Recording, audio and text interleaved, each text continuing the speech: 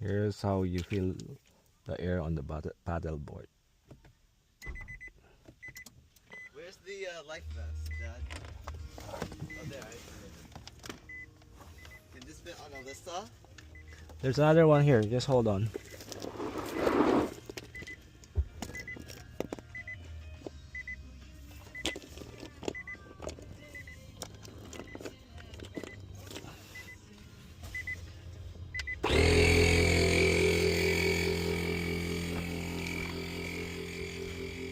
You want for Alisa? Yeah. Yeah.